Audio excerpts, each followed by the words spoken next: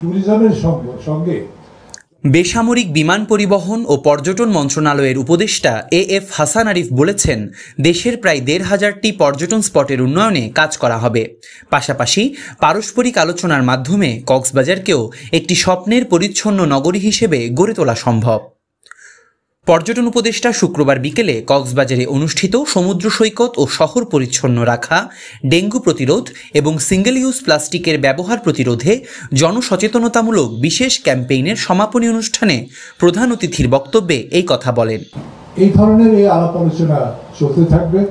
পারস্পরিক আমার মধ্যে ভুল আছে আপনি ধরিয়ে দেবেন, আরেকজনের মধ্যে যে বিষয়টা উনি হয়তো লক্ষ্য করছেন আমি ধরিয়ে দেবো।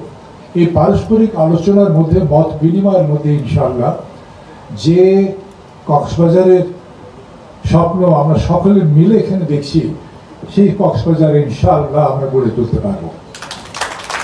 এএফ হাসান আরিফ বলেন, ট্যুরিজম বাস্তবিক পক্ষে মানুষের মধ্যে সংযোগ স্থাপনের একটি প্ল্যাটফর্ম। আমরা ট্যুরিজম বাস্তবিক পক্ষে মানুষের মধ্যে সংযোগ স্থাপনের একটি প্ল্যাটফর্ম, একটি বিষয়। পাবলিক লাইব্রেরির শহীদ সুভাষ হলে বাংলাদেশ ট্যুরিজম বোর্ড এবং জেলা প্রশাসনের উদ্যোগে ৮ দিনব্যাপী আয়োজিত এই ক্যাম্পেইনের সমাপনী অনুষ্ঠানের আয়োজন করা হয়।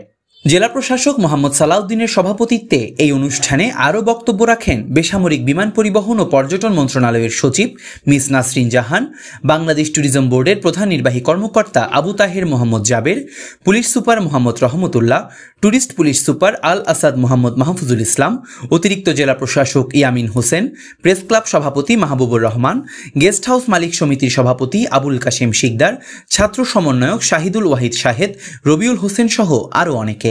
কক্সবাজার পর্যটন শিল্প এলাকায় নিউজ ডেস্ক, টিটিএন।